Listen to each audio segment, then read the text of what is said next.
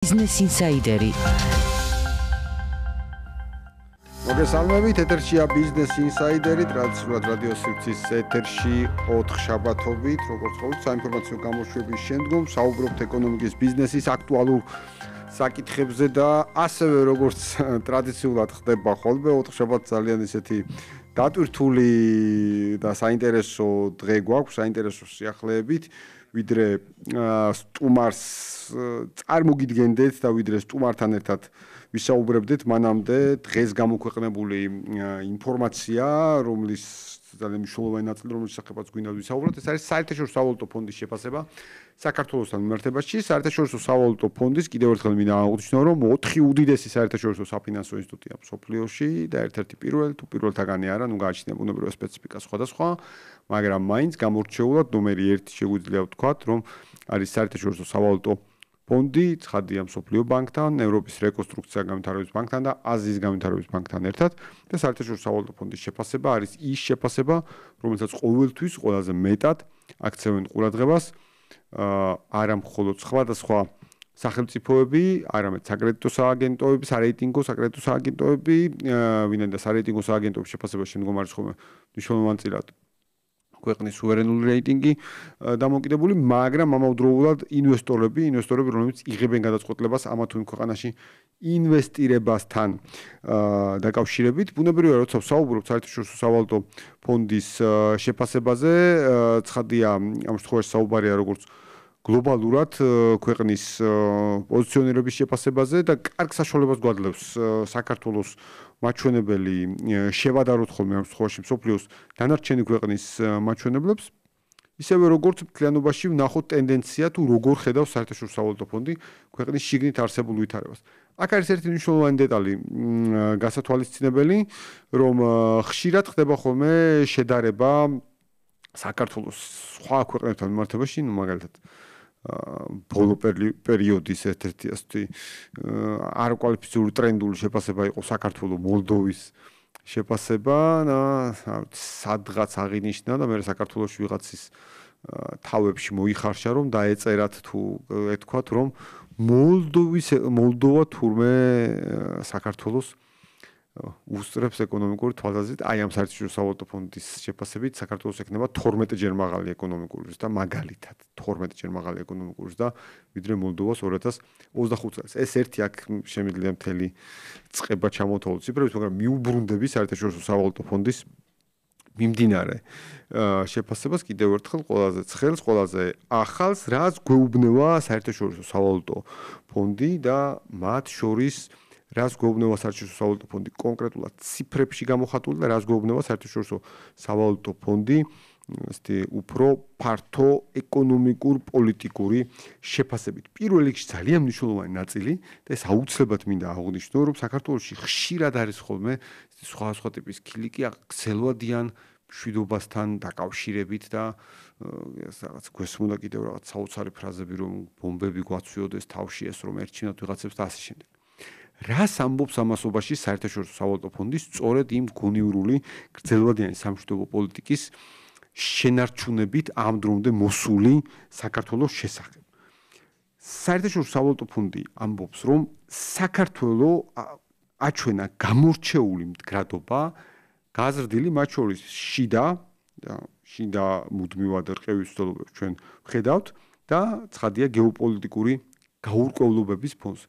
ჩვენ ხედავთ გლობალურ გეოპოლიტიკურ გაურკვევლობებს, რომელიც ჩვენს გარშემო ხდება და ჩვენს გარშემო ჩვენ ვხედავთ არა ერთ აქტიურ თუ ესეთ ვულკანივით, ასე ვთქვათ, როდის მოვა მოქმედებაში, ფაზაში მყოფ კონფლიქტებს. მიუხედავად ამისა, ჩვენ ასევე ვნახეთ მოკლევადიანი, მაგრამ ძალიან ესეთი დამთრგუნველი, რომელიც კიდევ ერთხელ კაცმა არ იცის რა პერიოდში შეიძლება რა დოზით განმეორდეს, გულისხმობ ისრაელი ირანის დაპირისპირება. კიდევ ერთხელ მიმდინარე დაპირისპირება, რომელიც მიუხედავად 1000 საუბრებისა, ბოლო პერიოდში ვერ იძლევა ოპტიმიზმის საფუძველს, რომ დასასრულისკენ მიდის ან ეს არის დასრულება, გულისხმობ რუსეთის შეჭრას უკრაინაში. მთელი ეს ტენდენცია, რომელიც ჩვენს გარშემო, ჩვენს რკალში ხდება, სწორედ ამასთან დაკავშირებით და აქ საქართველოს მიერ შენარჩუნებულ სამშვიდობო გონიურ პოლიტიკასთან დაკავშირებით ხას უსვავს სწორედ საერთაშორისო სავალუტო ფონდი, რომ დიახ საქართველოს შეძლო და ეს არის შენარჩუნა მშვიდობა და ეს არის მნიშვნელოვანი გაუძლო გამოწვევებს. საქართველოს აჩვენა მაღალი ზრდა მიუხედავად გაურკვევლობებისა. და შიდა ნაწილიც, რომელიც აუცილებლად უნდა აღინიშნოს, ვინაიდან საერთაშორისო სავალუტო ფონდს ასევე დასახელებული აქვს მინიმუმ ორჯერ თუ სწორად მახსოვს აქ ხაზგასმული შიდა საკითხები. ჩვენ ვხედავთ ასევე შიდა პოლიტიკურ ბატალები, ხმამაღალი უნდა თქვა, მე ამათ ბატალები არ გაიშვა, მაგრამ აი ამ ნაწილის ვითომ ბატალიების მოწყობა რომ უნდათ შიდა პოლიტიკური აი ესეთი მცირე გამოვლინებები რაც არის ბუნებრივია ცალკეულ შემთხვევაში დამსხუნებლად მოქმედებს და შემოფერხებლად მოქმედებს მოსახლეობის განწყობებზე, ხო? ჩვენ ვნახეთ აი ამ სწორედ შიდა პოლიტიკური მავნებლობებიდან გამომდინარე როგორი ბულინგის ქვეშ იყო ბიზნესი. როგორ ხდებოდა ეს რაღაცა ეგრეთ წოდებული free business პლატფორმა თუ რაღაცა მსგავსი პლატფორმით ბიზნესმენების შავი სიების შედგენა, რომ ვინც სადღაც რაღაცაში არ გაწევრიანდებოდა, მაშინ ისინი არ ვიცი მომავალში როგორც სააკაშვილის მთავრობის მეთოდები იყო, რაღაცა ისე დაისჯებოდნენ თუ ასე შემდეგ რაღაც დათქმული ვადები იყო, რომელიც მე 37 ჯერ გადაწიეს, გადმოწიეს, მაგრამ მიუხედავად ამისა. ჩვენ ხედავთ როგორი ზეწოლა ხდებოდა ლარზე. როგორი იყო პროგნოზები, რომ დღეს ლარი უნდა ყოფილიყო 3 ლარი და 10 თეთრიდან 3 ლარი 40 თეთრამდე ყოველთვის ვიმეორებ ამ ნაწილს. და დღეს ხედავთ, რომ ლარი არის 2 ლარი და 70 თეთრი და მას ძალიან ბევრი უკლია 3 ლარი და 40 თეთრამდე, რომელიც ახლა უკვე უნდა ყოფილიყო. და ახლა როცა ეკონომიკური ზრდა უნდა ყოფილიყო მათივე გათვლით -3.1-დან -3 ასევე 4-მდე თუ 5-მდე მინუს ხაზი მინდა გაუსვა მინუს საუკეთესო ვარიანტი -2 უნდა ყოფილიყო. საერთაშორისო სავალუტო ფონდი დღეს ხას უსვამს, საერთაშორისო სავალუტო ფონდი დღეს ხას უსვამს, რომ ეკონომიკური ზრდა საქართველოს ექნება 7.2%. ეს ოფიციალურად დაფიქსირებული ნაწილია, რომელიც საერთაშორისო სავალუტო ფონდის ვებ გვერდზე გამოყენებულია. 7.2%, რომელიც არის გამორჩეულად მაღალი ზრდა არა მხოლოდ რეგიონში, არამედ მსოფლიოში. ამ მაჩვენებლით საქართველოს უსწრებს ევროკავშირის ყველა ქვეყანას, ევროპის კონტინენტზე ყველა ქვეყანას, ევროკავშირის კანდიდატ ყველა ქვეყანას ფაქტიურად ამ ნაწილში და კიდევ ერთხელ 10-ჯერ და მეტად უსწრებს მაგალითად ვიღაცების მიერ მოგონილ შესადარ ქვეყნად მოლდოვის მაჩვენებლებს. ეს არის გასათვალისწინებელი და აქ აღნიშნულია კიდევ რამოდენიმე მნიშვნელოვანი ნაწილი. იქ სადაც ჩვენ გვეუბნეოდნენ, რომ ლარი უნდა დასუსტებულიყო. ახლა ჩვენ საერთაშორისო სავალუტო ფონდი გვეუბნება, რომ საქართველოში ინფლაცია არის დაბალი და დიახ დაბალ ინფლაციის ერთ-ერთი გამომპირვებელი ფაქტორი იყო ძლიერი ლარი და სწორად მართული მონეტარული პოლიტიკა. დიახ, ის რაც შეძლო საქართველოს ეროვნულმა ბანკმა. საერთაშორისო სავალუტო ფონდი ხას უსვავს რეზერვების დაგროვების ბუფერების მნიშვნელობას ზოგადად. ჩვენ ვნახეთ მიმდინარე ტენდენციები და ახლა გვექნება უკვე თუ არ მეშლება დღეს ან ხვალ ქვეყნდება ინფორმაცია რეზერვებთან დაკავშირებით, მანამდე ჩვენ ვიცით მაისის ჩათვლით, როცა 613 მილიონზე მეტი დოლარის რეზერვი იქნა შეძენილი ამ შემთხვევაში. ეს იმ დროს, როცა ჩვენ გვეუბნეოდნენ, რომ ეროვნულ ბანკს უნდა დაეხარჯა მიმდინარე წელს მილიარდ 200 მილიონზე მეტი და სულ არ თუ ისე დიდი ხნის წინ, სულ ცოტა ხნის წინ ეროვნული ბანკის პრეზიდენტი ბიზნეს ინსაიდერში იმედზე ჩვენთან საუბრობდა, რომ მაგას არა თუ მაგდენს დავხარჯავთ, არამედ მაგდენს ალბათ ვიყიდით კიდეც წლის ბოლოს. დიახ, სრულიად საპირისპირო ხდება მეგობრებო სინამდვილეში, რასაც ჩვენ გვეუბნებთ. აი, ყველაზე კარგი პროგნოზი არის მათი პროგნოზი ნეგატივში, რომ 100%-ით შევცვალოთ და კიდე რომ დაუმატოთ რამე, აი რეალურად ეს იქნება. ყველაფერი ნეგატივი, რასაც ჩვენ გვეუბნებთ. აღნიშნულია კიდევ ერთი მნიშვნელოვანი ნაწილი, რომ მიუხედავად ყველაფრისა მიუხედავად მაღალ ეკონომიკურ საეკონომიკურ აქტივობას ჯერ კიდევ არ მიუღწევია პიკისთვის, რომ ეკონომიკა კიდევ უფრო მეტად თანდათანობით მიაღწევს პოტენციალს. რას ნიშნავს? ეს ნიშნავს იმას, რომ საქართველოს აქვს მზარდი ტენდენცია 7.2 მხოლოდ სიმბოლური ციფრი, რაც საერთაშორისო სავალუტო ფონდი გვეუბნება. მე დარწმუნებული ვარ, რომ არსებული მონაცემები, რომელიც დღეს გვაქვს, ჩვენ გვექნება როგორც ეს ჰქონდა 2021 წლიდან დღემდე, ანუ 9%-თან ახლოს ეკონომიკურის და თუ არა 9% და მეტი. მე ვფიქრობ, რომ ჩვენ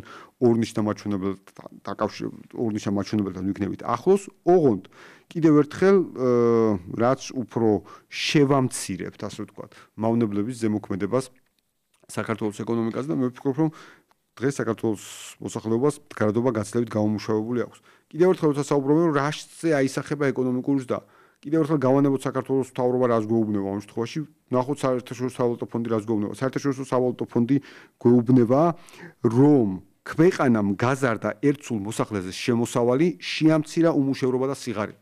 საერთაშორისო სავალუტო ფონდი გვეუბნება ამას. არა ვინმე სხვა. საერთაშორისო სავალუტო ფონდი. და მნიშვნელოვანი ნაწილი ხშირად არის ხოლმე საუბარი, რომ კაი გლობალური სავაჭრო დაპირისპირება მათ შორის შეერთებული შტატების პოლიტიკა და ხედავთ ხოლმე გუშინაც ვნახეთ განცხადება შტატები იაპონიას შორის მიმდინარე ტენდენციების ხედავთ ასევე ევროკავშირი შეერთებული შტატების სავაჭრო დისკუსიას მსუბუქად რო ვთქვათ და საერთაშორისო სავალუტო ფონდის შეფასებაში აღნიშნულია, რომ საქართველოს გლობალური სავაჭრო ზემოქმედების არეალი შეზღუდულია. ამ ნაწილში საქართველოს არის საკმაოდ მდგრადი და მნიშვნელოვანი კიდევ ერთი ნაწილი აღნიშნულია, რომ საქართველოს ყველაფერს ახერხებს არა ვალებით, არამედ საკუთარი რესურსებით.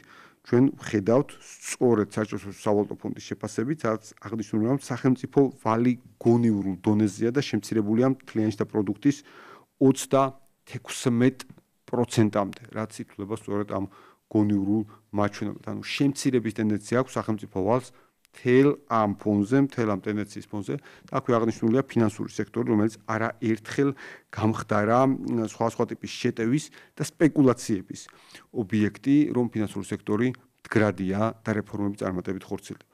კიდევ ერთხელ ეს ყველაფერი რაც მოვყევი, არის საერთაშორისო სავალუტო ფონდის შეფასება და ბუნებრივია არა ჩემი სიტყვები, ჩემი შეიძლება გარკვეული ინტერპრეტაცია, რომელიც აქ მქონდა, მაგრამ ყველა მონაცემი ჩვენ გვეუბნება საერთაშორისო სავალუტო ფონდი. კიდევ ერთხელ ახლა ნება ჩვენია დაუჯერებთ იმ სპეკულაციების მოყვარულებს, რომლებიც საქართველოს ეკონომიკის კრიზისს წინასწარმეტყველებდნენ, თუ დაუჯერებთ საერთაშორისო სავალუტო ფონდს. მე დარწმუნებული ვარ, რომ საქართველოს მოსახლეობას აქვს გაცილებით უფრო მაღალი მდგრადობა აი ასეთი სპეკულაციური შემოტევების მიმართ, იქნება ეს ვალუტის კურსთან დაკავშირებით, იქნება ეს ნეგატიური მოლოდინების ფორმირებასთან დაკავშირებით, ახლა ვიდრე ეს ქონდა ოდესმე. და ეს ყველაფერი მოხერხდა სწორი თანმიმდევრული ეკონომიკური პოლიტიკის განხორციელების შედეგად. რომ არ ქონდა საქართველოს მთავრობას თანმიმდევრულობა, ჩვენ ვერ მივიღებდით მდგრადობას. დღეს თანმიმდევრულობამ მოიტანა სწორედ მდგრადობის მაჩვენებლად. და როცა ჩვენ საუბრობთ მაგალითად მთლიანი შტა პროდუქტის ზრდის ნაწილზე, ერთ-ერთი მნიშვნელოვანი კომპონენტი აქ საერთაშორისო სავალუტო ფონდის მხრიდან აღნიშნულია ტურიზმის ნაწილი. აღნიშნულია ICT და აღნიშნულია ტრანსპორტი. ტურიზმის ნაწილში 2.3 მილიონ ვიზიტს მიაღწია, რომელიც არის ამ შემთხვევაში ეკონომიკის სამინისტროს მონაცემები და რა თქმა უნდა, როცა ჩვენ საუბრობთ ტურიზმის ნაწილზე, აქ აუცილებლად უნდა ვისაუბროთ სულ ახალ გამოქვეყნებულ მონაცემებზე, რომელიც შეეხება ვითარებას საქართველოს აეროპორტებში, სადაც ჩვენ ვხედავთ რეკორდულ მაჩვენებლებს +14%. სწორედ ამ თემაზე მინდა ვისაუბროთ ჩვენ სტუმართან, ბატონ ლევან მოსაშვილთან, საქართველოს აეროპორტების გაერთიანების გენერალურ დირექტორთან. მოკლედ თამბეჭდავი ციფრები იყო, დავიწყეთ ტურიზმით, გადავედით მერე პირდაპირ ასე ვთქვათ აეროპორტების მაჩვენებლებზე, რაც უახლოეს პერიოდში ხდებოდა მონაცემები და დღეს დაგვეწია საერთაშორისო სავალუტო ფონდი, რომელმაც სწორედ ტურიზმის ნაწილი აღნიშნა როგორც ერთ-ერთი წამყვანი მიმართულება, მაგრამ ტურიზმის სრულფასოვნება ვერ წარმომიდგენია აეროპორტების და ფრენების გარეშე. მახსოვს ეკონომიკის განვითარების მინისტრმა კაპიტან მარიამ ქურუმიშვილმაც აღნიშნა, რომ ტურისტების ვიზიტების და მათ შორის არის დაკავშირებული სწორედ პირდაპირ ფრენებთან ერთ-ერთ მთავარ ფაქტორად დასახელდა და როდესაც დღეს ეს გადაცემა ისიც იყო, უნდა მოგვემზადებინა და დაგვეწყო და გქონდა ჩამოყალიბებული კითხვები, უცებ გავიგეთ ინდიგოსთან დაკავშირებული ინფორმაცია, უმსხვილესი ავიაკომპანია დღეს გავრცელდა ეს ინფორმაცია, რომელიც ახალ მიმართულებას ამატებს. დავიწყოთ ამ ნაწილი და გავაგრძელოთ შემდგომ საუბარი. მადლობა კიდევ ერთხელ. თქვენს რადიო მსმენელს. რაც შეეხება სასიხარულო ინფორმაციას, ინდიგოს ახალ მიმართულებას, ნიუ-დელის შემდეგ ეს არის მეორე მიმართულება ინდოეთის მიმართულებით მუმბაი, რომელშიც ავიაკომპანია ინდიგო კვირაში 3 სიხშირით იფრენს. ერთ-ერთი ყველაზე მსხვილი ტურისტული ნაკადები შესაძლებელია ინდოეთიდან მივიღოთ. თვითონ ეს ავიაკომპანია ინდიგო წარმოადგენს ინდურ დაბალბიუჯეტიან ავიაკომპანიას, რომელიც მგზავრთ ნაკადით და საჰაერო ხომალდების ფლოტით ერთ-ერთი ყველაზე მსხვილი არის აზიაში. მივესალმებით ახალ მიმართულებებს, მივესალმებით ახალ ნაკადებს. ჩვენი მხრივ მზაობას გამოვთქვათ, რომ ყველანაირად ინფრასტრუქტურული ნაწილი იქნება თუ ტურისტების მომსახურების ნაწილში აეროპორტები მზად ვიყოთ, დავხვდეთ და ეს ახალი მიმართულებები განმოვითაროთ. კი ბატონო, ანუ ინდოეთის მხრიდან იყო მოთხოვნა როგორც ჩანსულად, იმიტომ რომ დაემატა კიდევ ერთი ახალი მიმართულება. რაღაც პერიოდის წინ შეიძლება ვერ წარმოგვიდგინა, რომ ინდოეთთან დაკავშირებით ასეთი ტიპის მოთხოვნა გაჩენილიყო. კი, ინდოეთის ბაზისისთვის საქართველოს ერთ-ერთი სამბიზნეს წერტილს წარმოადგენს, რომ ავიღოთ სტატისტიკურადაც ინდოეთთან მომავალი მგზავრთ ნაკადი საკმაოდ მსხვილი არის, საკმაოდ მსუღი არის საქართველოს აეროპორტებისთვის. განსაკუთრებულად ეს ტურიზმის სფეროზე აისახება. ახალი მიმართულების დამატება, ახალი ქალაქის დამატება უფრო მეტ საშუალებათა შესაძლებლობას იძლევა, რომ უფრო ცნობადი გავხადოთ ჩვენი ქვეყანა ინდოეთის ავიაბაზარზე. ხელა ბაზარზე ვლაპარაკობთ. კი, ეს ძალიან დიდი ბაზარი არის საქართველოსთვის. ნამდვილად ერთ-ერთი ყველაზე მსხვილი ქვეყანა იქნება, სადაც გვექნება პირდაპირ გვაქვს კიდევაც და ახალ მიმართულებებს ვიწყებთ 2 აგვისტოდან და გვექნება პირდაპირ ავიამიმოსვლები. უკვე ახლა ვიწყებთ ფაქტობრივად. კი, 2 აგვისტოს შესრულდება პირველი ფრენა მუმბაის მიმართულებით, ფრენები შესრულდება კვირაში 3 სიხშირით და იმედს ვიტოვებთ, რომ ეს სიხშირები გაიზრდება და უფრო მეტ ტურისტს მივიღებთ და მეტ მგზავრს. კი ბატონო, მანამდე დაანონსდა კიდევ ერთი ახალი ავიაკომპანია. კი, ეს იყო Etihad Airways, ეს არის გალფის ქვეყნებში ერთ-ერთი ყველაზე მსხვილი ცნობადი ავიაკომპანია. საემიროების სახელმწიფო კომპანია არის. Etihad Airways მსოფლიო მსხვილ ავიაკომპანიებში შედის. ეს არის სრული მომსახურების მქონე ავიაკომპანია, რომელიც 2026 წლის მარტიდან დაიწყებს საქართველოში ფრენებს. Etihad Airways აკმაყოფილებს აბსოლუტურად ყველა სტანდარტს, ყველა მოთხოვნას, რაც შეიძლება წაყენებული იქონდეს ავიაკომპანიას, როგორც სრული მომსახურების მქონე ავიაკომპანიას. საიმედოობაც საჰაერო ხომალდების ფლოტით, თვითონ სერვისებით აღნიშნულ ავიაკომპანიას აქვს უმაღლეს დონეზე, ძალიან დიდ ყურადღებას აქცევენ თვითონ მგზავრის კომფორტს, მგზავრის მომსახურებას და მივესალმებით ასეთი მსხვილი ავიაკომპანიის შემოსვლას საქართველოს ავიაბაზარზე. ფრენები დაიწყება, ესე იგი, როგორც აღნიშნე 2026 წლის მარტიდან, ყოველდღიურ ფრენებში ასრულებს, კვირაში 8 სიხშირე იქნება. აბუ-დაბის მიმართულებით კი საკმაოდ და ყველანაირად აბსოლუტურად სოფლიო ბაზარზე ცნობილი ავიაკომპანიების მოზიდვა იმას უსვამს ხაზს, რომ საქართველოს ეკონომიკაც, ავიაბაზარიც, ავიაინდუსტრიაც მზად არის, რომ მივიღოთ სოფლიოში ცნობილი ბრენდები, მოვემსახუროთ და იმედს ვიტოვებთ, რომ კიდევ სხვა ბრენდებიც, სხვა ავიაკომპანიებიც დაინტერესდებიან, ვაწარმოებთ მოლაპარაკებებს სხვა ავიაკომპანიებს, სადაც რა თქმა უნდა საქართველოს ავიაბაზარზე შემოსაყვანად, ეს კომერციულ საიდუმლოებას წარმოადგენს და ახლო მომავალში კიდევ სიახლეები რაც გვექნება, დავანონსებთ ჩვენს რადიო მსმენელსაც, ტელემაყურებელსაც ვაცნობთ ამ სიახლეებს. ეს დაყოლება. კი ბატონო, დიდი სიამოვნებით და ჩვენ საემიროების მიმართულებაზე საუბრობთ, სხვა შორის, როდესაც ტურიზმის სტატისტიკა ვახსენე, ასე ვთქვათ, მოკლედ ამ ნაწილში რა ინფორმაციების ბოლოს გქონდა, მათ შორის საემიროების მიმართულებიდან გაზრდილია და ზოგადად გალფის ქვეყნებიდან გაზრდილია მაჩვენებელი და ჩვენ კიდევ ერთხელ ხშირად საუბრობთ ხოლმე იმასთან დაკავშირებით, რომ მნიშვნელოვანია მაღალი მსყიდველობითი უნარების მქონე ტურისტების მოზიდვა, ანუ ეს ნაწილი გალფის ქვეყნები ნამდვილად ამ კატეგორიაში გადის. კიდევ ერთხელ არაბთა გაერთიანებული საემიროები განსაკუთრებით აქტიურია. როგორი გვაქვს ამ შემთხვევაში აი სტატისტიკური მონაცემები უფრო საემიროებთან მიმართებაში? სტატისტიკურ მონაცემებს რომ შევეხოთ, პირველი მიმდინარე წლის პირველი 6 თვის მონაცემებით შეიძლება ითქვას, რომ გალფის ქვეყნებიდან საერთო ჯამში 9 მილიონზე მეტი მგზავრი მივიღეთ. აქედან დაახლოებით 70% მოდის საემიროების მგზავრებზე. გალფის ქვეყნებისთვის ყველაზე მომხიბვლელი ერთ-ერთი ლოკაცია და მიმართულება საქართველო არის. დაახლოებით 300,000-ზე მეტი მგზავრი მივიღეთ პირველი 6 თვის განმავლობაში ჩვენ გაერთიანებული საემიროებიდან. რაც საკმაოდ 25.9%-იანი ზრდაა. კი, რაც საკმაოდ კარგი მაჩვენებელია და 17%-იანი მატება არის ზოგადად საუდის არ უკაცრავთ ეს გალფის ქვეყნებიდან და გაერთიანებული საემიროებიდან 17%-იანი მატებაა და 17%-იანი მატება საკმაოდ მსხვილი ციფრი არის ავიაციის სეგმენტისთვის. კი ბატონო და მე დარწმუნებული ვარ რომ ეს ტენდენცია მით უმეტეს ესეთი დამატებული ფრენების ფონზე და აქტიური ფრენების ფონზე კიდევ უფრო მაღალი მაჩვენებელი იქნება. ზოგადად მთლიანობაში კიდევ ერთხელ რომ შევხედოთ შემოსავლების მაჩვენებლებს, როცა ჩვენ ვლაპარაკობთ რომ 2 მილიარდი შეადგინა 6 თვეში საერთაშორისო მოგზაურობიდან მიღებულმა შემოსავლამ, გასაგებია რომ ეს თქვა ავიაციის ნაწილში, მაგრამ ეს არის ძალიან ესეთი შთამბეჭდავი ციფრი ამ ნაწილში. და მაინც რომ დაუბრუნდეთ ბუნებრივია და თქვენ შემთხვევაში ავიაციასთან დაკავშირებულ საკითხზე. დღესდღეობით რომ თქვათ აი კლიანტ რომ შევაფასოთ სიტუაცია, ახლა ზუსტად რამდენი ავიაკომპანია ოპერირებს საქართველოში მთლიანობაში და ნუ ბუნებრივია მესმის რომ ესეთი კონკრეტული მიმართულების დასახელება გვიჭირს, მაგრამ აი ზოგადად რამდენ ავიაკომპანიას ველაპარაკებით კიდევ დამატებით. რა გვაქვს ჯერ არსებული რეალობას რომ შევეხოთ, ესე იგი დღეს საქართველოს ავიაბაზარზე ოპერირებს 70-ზე მეტი უცხოური ავიაკომპანია. 70-ზე მეტი უცხოური ავიაკომპანია, 110-ზე მეტ მიმართულებით დავფრინავთ საქართველოს სამივე საერთაშორისო აეროპორტიდან. ხაზგასმელია ის ფაქტორიც, რომ მხოლოდ წელს პირველი 6 თვის განმავლობაში 5 ახალი ევროპული ავიაკომპანია შემოვიყვანეთ. მოლაპარაკებებს ვაწარმოებთ ახლო აღმოსავლეთსა და აზიის ბაზრებთან, რომ მოხდეს ბაზრების დივერსიფიცირება და ახალი მიმართულებები ავითვისოთ.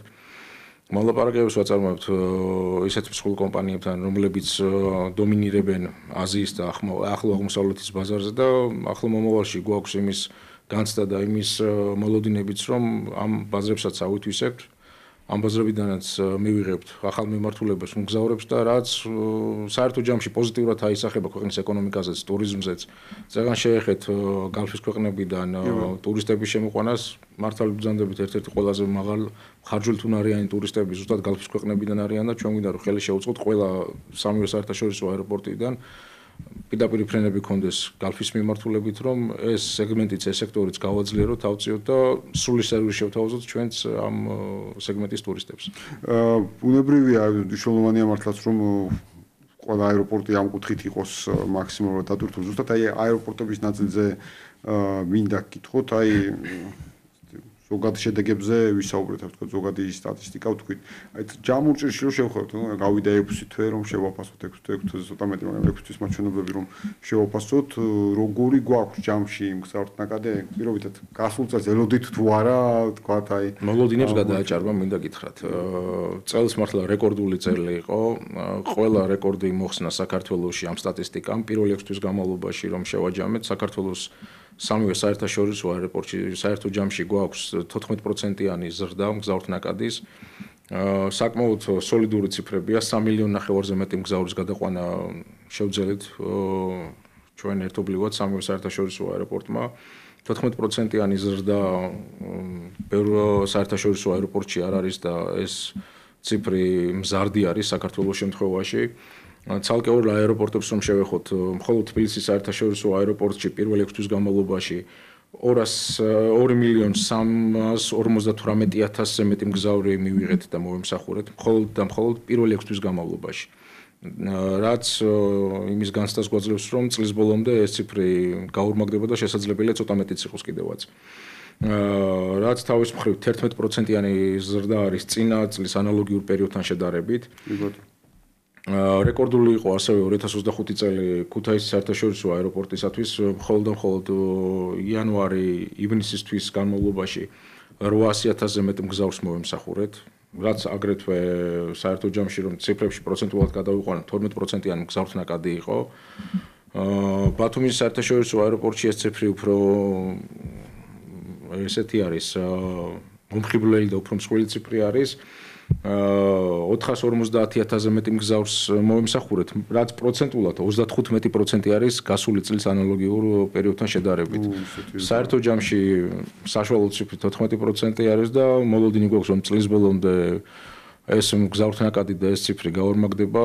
ჩვენი მოლოდინები არის, რომ წელს დავხურავთ კიდე რეკორდული წელი იქნება. 7 მილიონზე მეტი სადღაც 7.700.000 მგზავრს ველოდებით წელს ჩვენი გათვლებით. ახლა საკუთარი რეკორდების გაუმჯობესება. რა თქმა უნდა, ეს მიზანი გვაქვს, რომ ეს რეკორდი, ჩვენივე რეკორდი გაუმჯობესოთ და ეს პოზიტიური სტატისტიკა რაც გვაქვს, შევინარჩუნოთ მუდმივად. ძალიან მნიშვნელოვანი ნაწილია და მართლაც საერთაშორისო ფრენებთან მიმართებაში აი ზუსტად კიდევ ერთხელ მინდა აღვნიშნო, რომ დღეს ჩვენ ცოტა ხნის წინ ეთერში საუბრობდით სერბეთის ავიახაზებზე, სერბეთთან პირდაპირ ფრენებზე და დღეს რაღაც ჩემს კოლეგასთან მქონდა კომუნიკაცია და სერბეთში უკვე საქართველოში დასასვენებლად ჩამოსვლას ბევრი განიხილავს გამომდინარე სწორედ პირდაპირ ფრენიდან გამომდინარე. რამდენს აკეთებს პირდაპირ ფრენები და მათ შორის ჩვენ ნახეთ კიდევ ერთხელ რომ სტატისტიკას მიუბრუნდეთ ტურიზმის ნაწილში ევროკავშირიდან ჯამში საკმაოდ და ევროპის ქვეყნებიდან გაზრდილია საქართველოსთან მიმართებით. აი მართლაც ძალიან დიდი საქმეა, რაც ახლა თქვენ აკეთებთ ამ მიმართულებით. მაგრამ როგორც კი ზაფხული მოდის, არც ზამთარში უჩივით ამ ნაწილს, მაგრამ განსაკუთრებით აქტუალური ხდება კიდევ უფრო მეტად დასვენების პერიოდთან ერთად შიდა ფრენები. აი თქვენი დაკვირვება როგორია? ჩვენ ასე ვთქვათ კვლევის გარეშე და შევერაღებელი თვალით ჩვენს გარშემო ბევრი ადამიანი რომელიც განიხილავს შიდა ფრენების მიმართულებას სხვადასხვა ნაწილში. აი როგორია რეალური სტატისტიკა ან რეალური დაკვირვება? რეალური დაკვირვებაც პროპორციულად მზარდი არის საქართველოს შიდა აეროპორტებში ფრენებს რაც შეეხება. შიდა ფრენები სრულდება ეს უკვე რეგულარულად. ბოლო წლები არის ყველა ადგილობრივი და საერთაშორისო აეროპორტები თითქმის დაკავშირებულები არიან ერთმანეთთან. გზავრს აქვს იმის საშუალება, რომ ქვეყნის შიდა საჰაერო ტრანსპორტით ისარგებლონ. მხოლოდ წელს ჩვენ კიდე 3 ახალი სიხშირე დავამატეთ უკვე არსებულ სიხშირეებს, ამბროლაურის, ბათუმის მიმართულებით, მესტიის მიმართულებით. მოთხოვნა ძალიან დიდი არის. ჩვენ მუშაობთ, ჩვენი გუნდი ხელისუფლებას მუშაობს იმაზე, რომ შევცვალოთ ეს მიდგომა იმ კუთხით, რომ უფრო გავაუმჯობესოთ სერვისები, გავაუმჯობესოთ მიმართულებები, გავაუმჯობესოთ სიხშირეები. არა მხოლოდ ზაფხულის სეზონზე იყოს დატვირთული ადგილობრივი აეროპორტები და შიდა ფრენები, არამედ ზამთრის სეზონზეც შევთავაზოთ ჩვენ მაღალმთიან რეგიონებში, კურორტულ ზონებში მგზავრებს, როგორც ადგილობრივ მოსახლეობას, ისე ტურისტებს, შიდა ფრენები, რომ შიდა ფრენა ეს რა არის, გადაადგილებისთვის არის ძალიან მოხერხებული და ძალიან მისაღები. პირობითად რომ ავიღოთ ავტომობილო გზით მესტიაში თბილისიდან 8 საათი არის საჭირო რომ საშუალოდ 8 საათი რომ ჩავახცევთ, ხოლო შიდა ფრენასაც შეეხება საათზე ცოტა ოდნავ მეტი ჭირდება და ეს დროის დაზოგვა და კომფორტი არის, რა თქმა უნდა რა. ავიაცია კიდე ერთხელ გავუსმეხავს, რომ უსაფრთხო ტრანსპორტი არის, სანდოობა ძალიან მაღალი გვაქვს და ჩვენ ეკუთხით ყველა როგორც ადგილობრივ ისე საერთაშორისო აეროპორტებში ვინარჩუნებთ ამ თამასას, რომ ეს სანდოობა კონდეს ყოველთვის. კი ბატონო, და ეს სანდოობის ნაწილი აღნიშნეთ და ასევე უსაუბროთ მინდა გითხოთ სრულმასშტაბიანი გეგმიური სწავლებები, რომელიც თქვენ გაქვთ, ბოლო იყო ამბროლაურის აეროპორტში. ანუ რას გულისხმობს ეს სწავლებები, ასე რომ ვთქვათ და ზოგადად აი რა როლს ასრულებს გავსი აქტიურობა? საერთაშორისო სამოქალაქო ავიაციის საერთაშორისო ორგანიზაცია ICAO ეგრეთ წოდებული მთელ მსოფლიოში აწესებს სტანდარტებს, საავიაციო სტანდარტებს. ჩვენც რახან ჩიკაგოს კონვენციის ხელშემყვრელი მხარე ვართ, ვალდებულება გვაქვს რომ ICAO-ს ეს საერთაშორისო სტანდარტები დავვნერგოთ ჩვენს ყველა საერთაშორისო თუ ადგილობრივ აეროპორტშიც. დიახ, მართალი ბრძანდებით და სწორედ აღნიშნეთ, რომ ამბროლაურის აეროპორტში წელს ჰქონდა სრულმასშტაბიანი სწავლება, ეს არის საგანგებო სიტუაციების დროს მზადყოფნის შემოწმება, როგორც ადგილობრივი ჩვენი სამსახურების და ჩვენი ერთეულების, ასევე გარე უწყებების, რომლებიც ჩართული არიან საგანგებო სიტუაციების დროს მართვაში და ამით ჩვენ ვამოწმებთ რეაგირების დროს პირველ რიგში ჩვენი პერსონალის ცოდნას, ტექნიკის მზაობას, რომ მუდმივ მზადყოფნაში ვიყოთ. თუ დადგება საგანგებო სიტუაცია და საგანგებო მდგომარეობა, როგორ უნდა ვიმოქმედოთ მკაცრად გაწერილი პროტოკოლით, რომ ზიანი რაც შეიძლება ნაკლები იყოს, რაც შეიძლება მეტი სანდოობა მქონდეს, მეტი უსაფრთხოება იყოს. გზავრია ჩვენთვის პირველი ამავალი წერტილი გზავრს შევქმნათ უსაფრთხო გარემო.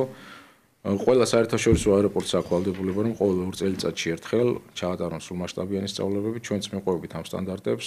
წელს ამბროლაურის აეროპორტში იყო, მომავალ წელს სხვა აეროპორტებშიც იქნება. საერთაშორისო აეროპორტში უფრო მასშტაბური არის ხოლმე უფრო მასშტაბური არის აღნიშნული სწავლებები, უფრო მიახლოებულია რეალურ პირობებთან.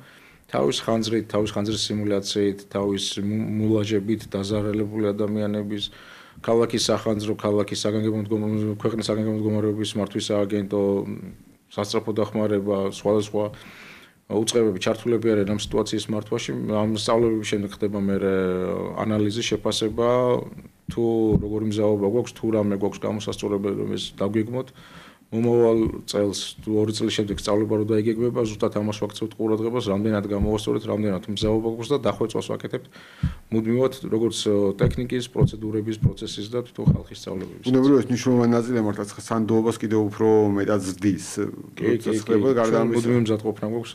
ალბათ თანამშრომლებისთვისაც ხმე დაწუნებულ ფორმაში არიან, მაგრამ მუდმივად დამატებით ფორმაში ყოფნა სწავლების კუთხით. კი, მსოფლიოში ყველა აეროპორტში ხდება ეს, არ არის ეს ნოუ-ჰაუ საქართველოსთვის, აბსოლუტურად ყველა აეროპორტი მიყვება ამ სტანდარტს. კი ბატონო, კვლავ ჩვენ საერთაშორისო აეროპორტებს რომ დაუბრუნდეთ, ქუთაისი როგორც წესი, საქართველოში სულ უფრო და უფრო გახდა არის, მაგრამ სულ უფრო და უფრო მოთხოვნადი ხდება, ასე ვთქვათ, მთელი რიგ საკითხებთან მიმართებაში. რა სიახლეები გვაქვს ქუთაისში კიდევ დამატებით, იმიტომ რომ გავიგოთ მეტი. ჩვენს რადიო მსმენელს აქვს უკვე ინფორმაცია და მინდა რომ მივაწოდო კიდევ ერთხელ სიახლეები, რაც ქუთაისის საერთაშორისო აეროპორტში ხდება და მიმდინარეობს. ჩვენ მასშტაბურ პროექტს ვახორციელებთ ქუთაისის აეროპორტში, რაც წარმოადგენს სრულიად ახალი ასაფრენ-დასაფრენი ზოლის მშენებლობას. დამოუკიდებელი საქართველოს ისტორიაში პირველად ხდება ამ მასშტაბის მშენებლობა ავიაციის სეგმენტში. ეს არის 3500 მეტრიანი ასაფრენ-დასაფრენი ზოლი, რომელიც მოემსახურება ყველაზე დიდ გაბარიტიან სახაერო ხომალდებს ყოველგვარი შეზღუდვის გარეშე. სამშვიდობოს აწარმოებს სამშენებლო კომპანია ანაგი, რომელიც გეგმას მიყვება არა მხოლოდ ასაფრენ-დასაფრენი ზოლის მშენებლობას ვახორციელებთ, არამედ არსებული ინფრასტრუქტურის რეაბილიტაციას და სრულიად ახალი ინფრასტრუქტურის მშენებლობას. ანუ ეს საჭიროებას დადგა გამომდინარე მოთხოვნა მაღალი გაბარიტების. კი, იქნა გამომდინარე, რომ ქუთაისის აეროპორტში გზავრთნაკადი გაიზარდა, მოთხოვნა გაჩნდა ტვირთების გადაზიდვასთან დაკავშირებით. მოთხოვნა გაჩნდა უფრო მეტი მგზავრის გადაყვანასთან დაკავშირებით და უფრო მეტი მგზავრის გადაყვანას და ტვირთის გადაზიდვას სჭირდება დიდ გაბარიტიანი სახაერო ხომალდები. იკაოს F კოდის სახაერო ხომალდებს ვეძახით ყველაზე დიდ გაბარიტიან სახაერო ხომალდებს. ზუსტად ამ ტიპის და ამ გაბარიტების სახაერო ხომალდებზე ხდება ორიენტირება. და ისეთ ინფრასტრუქტურას შევქმნით ჩვენ ქუთაისის საერთაშორისო აეროპორტში ამ დიდგაბარიტიან სახაერო ხომალდებს, რომ ყოველგვარი შეზღუდვის გარეშე იფრინონ, მივიღოთ უფრო მეტი სახაერო ხომალდი, მივიღოთ უფრო მეტი მგზავრი, მივიღოთ ტვირთები, ასევე არა მხოლოდ საერთო ინფრასტრუქტურის ნაწილში, არამედ სხვა დამხმარე ნაგებობების ნაწილში, თუნდაც სანავიგაციო საშუალებების გაუმჯობესების ნაწილშიც მუშაობთ ჩვენ კომპანია საქაერო ნავიგაციასთან ერთად, რომ მოხდეს თანამედროვე სისტემების დამონტაჟება, მოხდეს თანამედროვე შუქსანათების დამონტაჟება. ეს საიმედოობასაც აამაღლებს, უსაფრთხოების დონესაც აამაღლებს, გარემო იქნება საერთოდ ისეთი ქუთაისის საერთაშორისო აეროპორტში, რომ ფაქტობრივად წელიწადის ნებისმიერ პერიოდში, ნებისმიერ მეტეო მოვლენების დროს შევძლებთ ჩვენ ფრენების მიღებას. ამინდი არ იყოს ხოლმე ხშირად შემოპერხებელი თქვა ამ შემთხვევაში. ამინდი ერთ-ერთი ყველაზე მნიშვნელოვანი განმაპირობებელი ფაქტორია ფრენებისათვის, მაგრამ მინიმუმამდე დავიყვანთ ჩვენ ამ გავლენასაც. სხვა შორის აი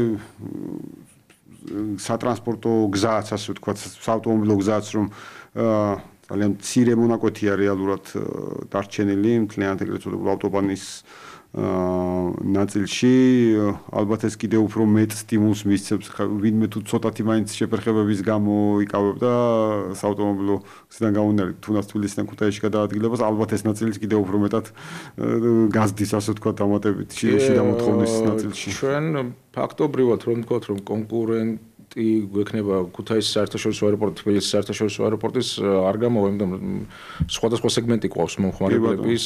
ასევე ავიაკომპანიების ჭრილშიც განვიხილოთ ქუთაისიდან თბილისში ფაქტობრივად ავტობანით 2 საათი ნახევარი შესაძლებელია ჩამოსვლა და ახალი მიმართულებები რომელიც ქუთაისის საერთაშორისო აეროპორტში შემოვა დაგვემატება, მგზავრებს თავისუფლად შეუძლიათ, რომ ქუთაისიდან თბილისამდე 2 საათნახევარში ავტობანით, ავტომაგისტრალით ჩამოვიდნენ. არის ხომ ისეთი ვითარება ხო რამოდენიმე რომ პირდაპირ ფრენებია ქუთაისიდან და თბილისიდან არ არის იმ ქალაქებში. ვცდილობთ რომ ეს მიმართულებები არ დავამთხვიოთ, ზოგადად რომ ერთმანეთს კონკურენცია არ გაუწიოს ამ აეროპორტებმა და მგზავრები არ წავართვათ. არის რაღაც მიმართულებები, რომლებიც ემთხვევა ერთმანეთს, მაგრამ სეგმენტია სხვადასხვა. ქუთაისში ძირითადად ახლა დღესდღეობით რა ავიაკომპანიებიც დაფრინავენ, ძირითადი სეგმენტი არის დაბალბიუჯეტური ავიაკომპანიები და მას თავისი მოხმარებელი ყავს, რა თქმა უნდა. ყველანაირი ტიპის მგზავრზე გვაქვს გათვლილი ჩვენ ქუთაისის საერთაშორისო აეროპორტში. კი ბატონო, და როცა ვლაპარაკობთ ყველანაირი ტიპის მგზავრზე გათვლაზე, მათ შორის მნიშვნელოვანი ნაწილია აეროპორტში პრინციპში ყველა კატეგორიის მგზავრისთვის და მათ შორის კიდევ უფრო ცოტათი მეტად შეძლებულებისთვის ლაუნჯებით სარგებლობის ნაწილი, მით უმეტეს ჩვენ ცოტათი ვილაპარაკობთ საფინანსო სექტორზე საქართველოში და მაგალითად სერიოზული კონკურენცია და ერთ ნაწილში რაშიც საქართველოს საფინანსო სექტორი ასევე მომხმარებლის დონეზე ფიზიკური პირების ნაწილში უწევს კონკურენციას ერთმანეთს არის სხვა შეთავაზება ლაუნჯებში, აეროპორტების სწრაფად გავლის რიგების სწრაფად გავლის ნაწილში ეს პარტნიორი ასე ვთქვათ იმ კომპანიებთან რომლებიც გადახდების სისტემებით იქნება Mastercard Visa თუ ასე შემდეგ კი მათთან ერთად მაგრამ ეს არის მთელი მსოფლიოს ტრენდი ახლა ეს არ არის რაღაცა ქართული ნოუ-ჰაუ ამ ნაწილში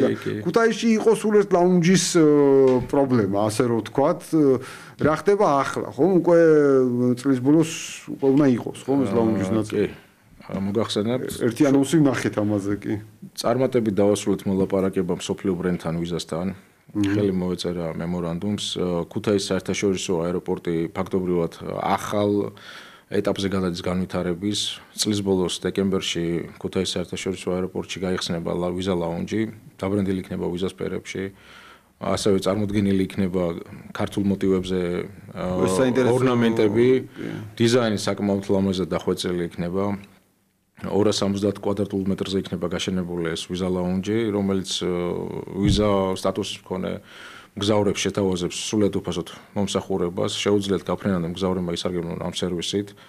ყველანაირი კომფორტი იქნება გათვლილი, რაც არის ბიზნეს ლაუნჯებში მსოფლიო ყველა აეროპორტში. ეს კიდევ ხას უსვამს იმას, რომ ქუთაისის აეროპორტი არა მხოლოდ იქნება ორიენტირებული low cost travelerებზე, ეგრეთ წოდებულ დაბალბიუჯეტიან მგზავრებზე, არამედ ყველა დონის და ყველა სეგმენტის მგზავრს მოემსახურებით. კიდე ერთ-ერთი განვითარების ახალი ეტაპი არის. ასევე თქვენ აღნიშნეთ თქვენს საუბარში ეს fast track-ი, ეგრეთ წოდებული სწრაფი გასვლის კორიდორები, ჩვენ დავამონტაჟეთ fast track-ები, ეგრეთ წოდებული e-gate-ები, ელექტრონული gate-ები, რომელიც მგზავრს საშუალებას აძლევს, რომ ბიომეტრიული მონაცემების დასკანერების შემდეგ დაუბრკოლებლად და ყოველგვარი გრძელი რიგების გვერდისავლით მოხვდნენ პირდაპირ ზონაში. სხვა შორის პატროლებად აი რასაც აღნიშნეთ fast track-ები ხომ იყო წლები როცა დავფრინავდით და fast track-ები კი არა, ანუ რას გულისხმობ, რომ არანაირი საჭიროება fast track-ების არ არსებობდა არსებული რაოდენობით და ისე მიკვირდა, როცა სხვადასხვა აეროპორტში მოხდებოდა, რომ ეს ამდენი ხალხი საიდან მოდიოდა, სად მოდიოდა ევროპის დედაქალაქებში, როცა ხდებოდა სხვა აეროპორტში და გავიდა წლები და ახლაც ჩვენთან ნებისმიერ აეროპორტში, ახლა ძირითადად თბილისის აეროპორტში ვიწევს ყოფნა, საოცრად დიდი მგზავრთა ნაკადია და ახალი, ასე ვთქვათ, გამოწვევა გააქვთ, რომ როგორ მართოთ ეს ნაკადები. მგზავრთა ნაკადის მატებასთან ერთად ჩნდება იმის ვალდებულებაც და იმის მოთხოვნაც, რომ უფრო მეტი სერვისი შევთავაზოთ და მეტი კომფორტი შევთავაზოთ მგზავრს.